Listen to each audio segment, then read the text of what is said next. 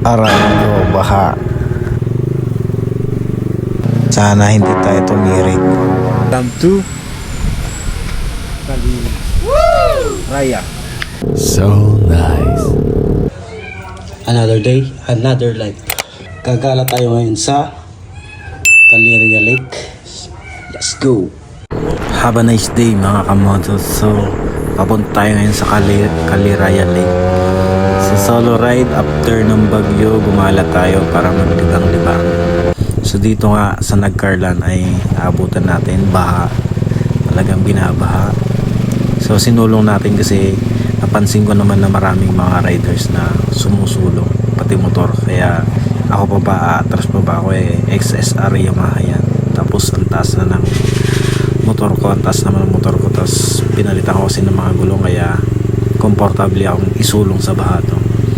So ito naman, okay naman siya. Hindi naman siya ganun kalalim talaga.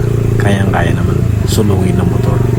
Mga matik ba naman na nasasalubong ko, kaya papalag-palag tayo dyan. XSR ang ating motor palag-palag yan. Grabe pala dito kung bahain. Talagang after lang kasi to ng bagyo after ng bagyong Upong ba? At talagang baha dito. So gusto kong gumala ako. Parang nasa isip ko noon umatras kasi baka tumirik tong motor natin, pero marami namang nadaan ng motor kaya palag-palag na yan. Tara ngayon sa Caleria Lake. At dito pala, nandito tayo sa Nagcarlan. Talagang binabaha dito. Kamusta naman kayo mga kamoto after ng bagyo? Anong hugot nyo? So ako ngayon ang hugot ko ay aray ko. Binabaha dito. Sana hindi tayo tumirik. Nagcarlan, bahain pala dito. Siguro umapon na ilog o lake. Lake kasi ang karabihan dito sa Laguna Talagang pag umulan talaga napuno yung lake. So umaapaw. Buti na lang talaga dito sa parting to okay na, kaya nagpatuloy lang ako sa biyahe para maibsan ang ating stress reliever. Kasi pag hawak natin ng motor talagang nakakawala ng stress. Parang total therapy natin mga riders na makagala, makahawak ng manobela ng motor natin ay nagiging okay ang lahat. Basta andyan ang ating motor, magiging okay, stress free, gano'n ba? At yun nga, bahana naman dito. Grabe talaga. Bagyong Upong. Tama ba? Upong. So buti na lang, okay lang talagang sumulong. Hindi siya kalaliman. Palag-palag yung Aerox natin version 3 ba to? So sulong. Sa atin naman comfortable tayo dahil mataas yung motor natin. Ang laki pa ba naman ng gulong.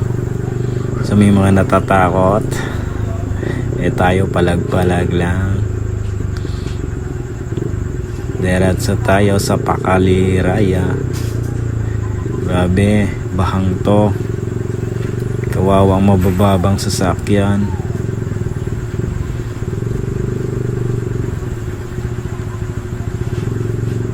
Binabaha kasi ang mga flood control baga hindi na ayos siguro. Grabe ang bahang to.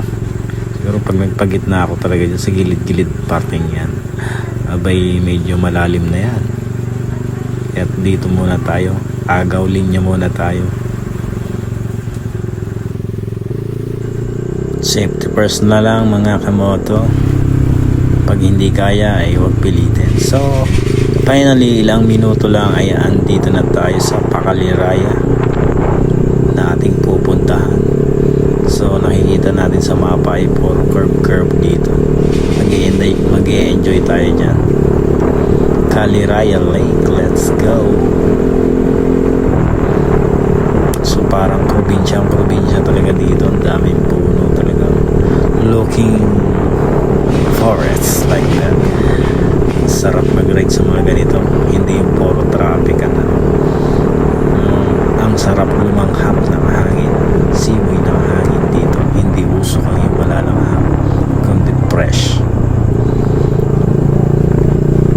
Ito rin sa kagandahan sa probinsya eh. Ang ganda ng bahay dito. Gusto mong bakasyon. So dito nga lang ay install natin tong ating itong ating DJI Osmo 360 kasi wala tayong drone, so drone shot natin to. Ito ang gagamitin natin para kitang kita yung ating pag ride, saka magandang view, napakaganda kasi ng view kapag naka drone. So hindi tayo umubra sa drone, kaya next time siguro bibili rin tayo.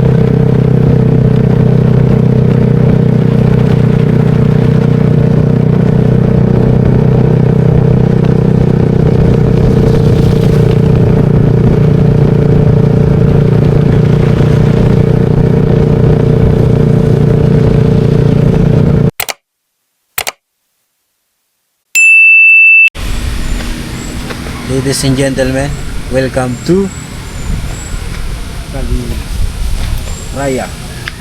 So, andito tayo ngayon sa Lake Caliraya.